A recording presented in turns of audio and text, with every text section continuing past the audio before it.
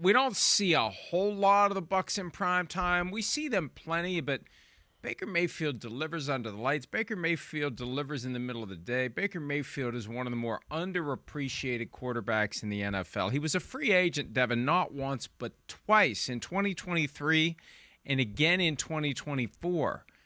And anyone could have pursued him. The Bucs did, and then he had a good year with the Bucs, and no one was lining up to try to get him. I don't know that he would have left, but they didn't have to tag him.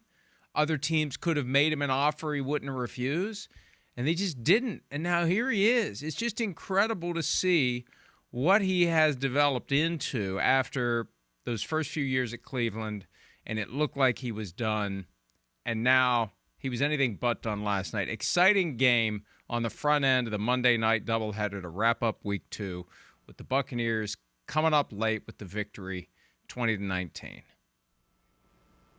Yeah, man, and I think you have to always reference he came behind Tom Brady. Tom comes to Tampa, takes that team to the Super Bowl, wins the Super Bowl, and here comes Baker Mayfield. And he's like the poster child for playing early in your career, not always the best thing. And I think that's the thing that sticks out to me for Baker Mayfield. Comes in the number 1 pick. You're expected to play. They're going to put you out there. Just doesn't work out early in his career. His talent, all of that stuff, still there. And he's just continued to progress, get better. I mean, you could argue right now he's getting coaches hired at an elite rate. For any offensive coordinator that ends up with him, they've gone on to become head coaches. Liam Cohen, Canales is now in Carolina. So what he's been able to do is impressive. You kind of forget that he was the number 1 pick because, like you just said, he's played for multiple teams, and it's never been like this outcry of, I need Baker Mayfield on my team. You know, just different in the way we've talked about Sam Darnold in the last year of, should Minnesota bring him back? What is he going to get in free agency?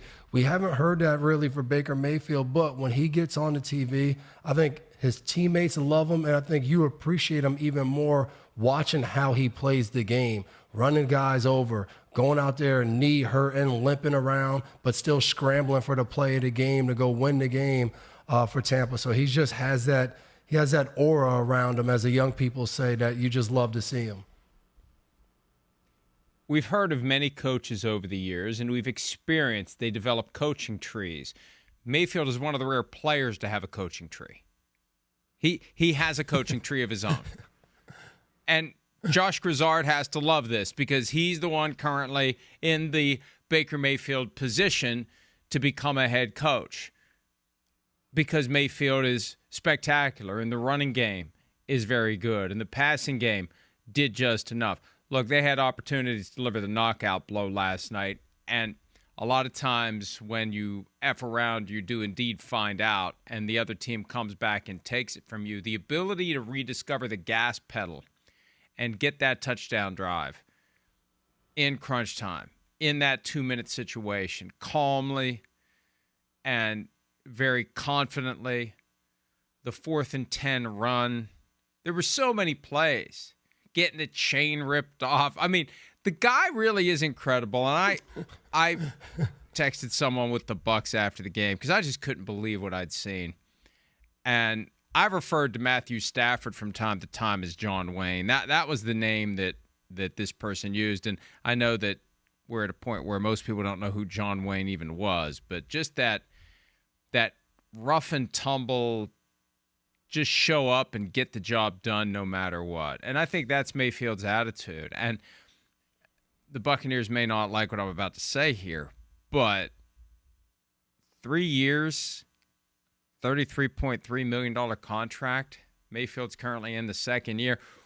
Probably a good idea to get that taken care of, because I don't think a 3rd shot at free agency will be ignored by other teams. And he's got the rest of this season and 1 more year, and he's free and clear.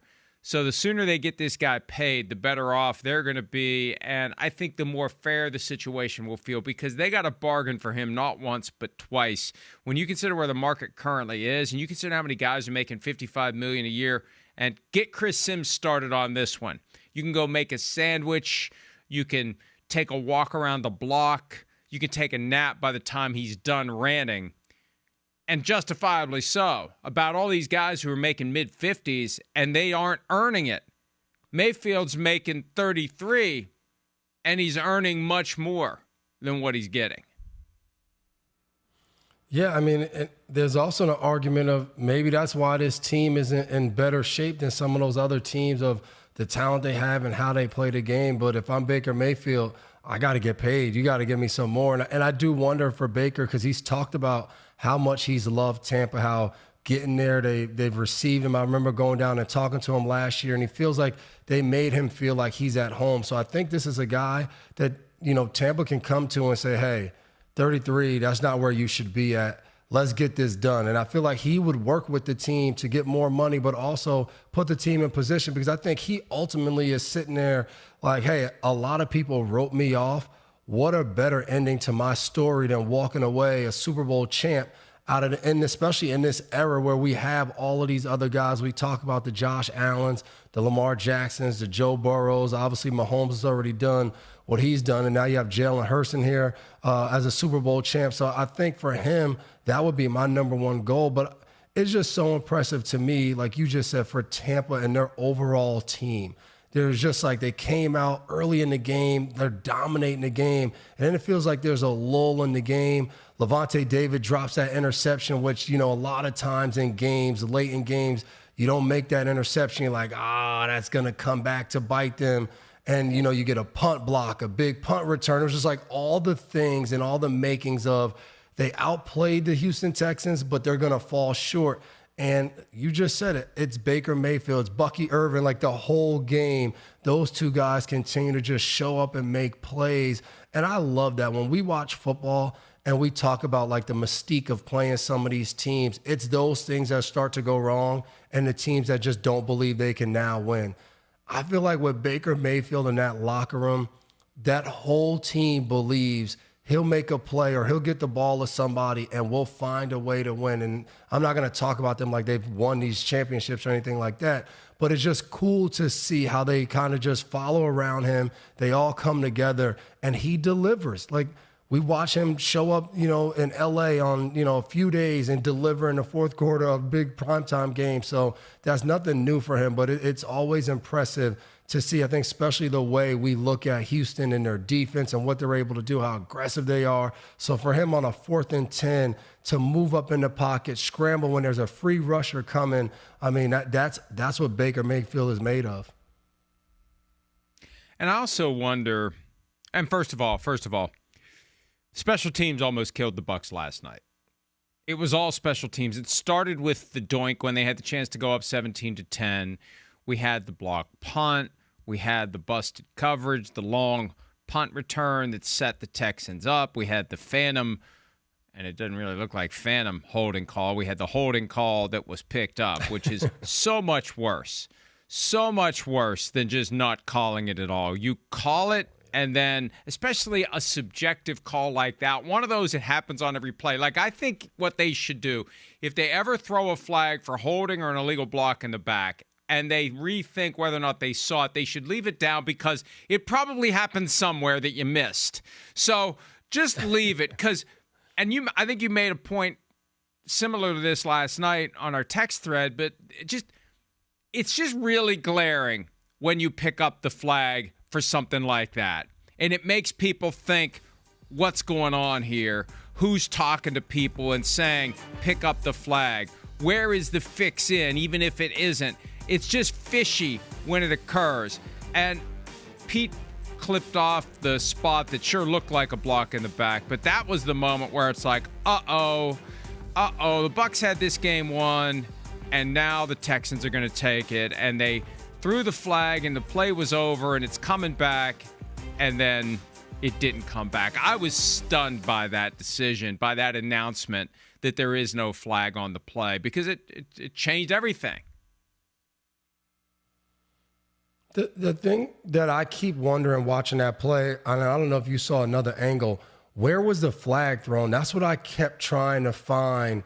like which official threw the flag, because the possible block in the back was early in the return, and you don't see the flag on the near sideline, and then you don't see the flag by the back judge. And I kept wondering, because as you're watching the play, the flag dropped in kind of later. So it was a thing that I was hoping that like ESPN could find exactly where the flag was thrown, so we could kind of maybe see what they saw and why they threw the flag. But 100%, if I'm the other team and I'm Tampa, I'm sitting there, well, why are you picking the flag? Like, what is telling this official what he saw is not real? Like that. This is a bang-bang play. It's so many guys all over the field on special teams. That's why it's so hard to officiate, that when you do see it, it's hard, a lot of times for another official to come in, because they're so focused on their area and what they see a little different than a play from the line of scrimmage.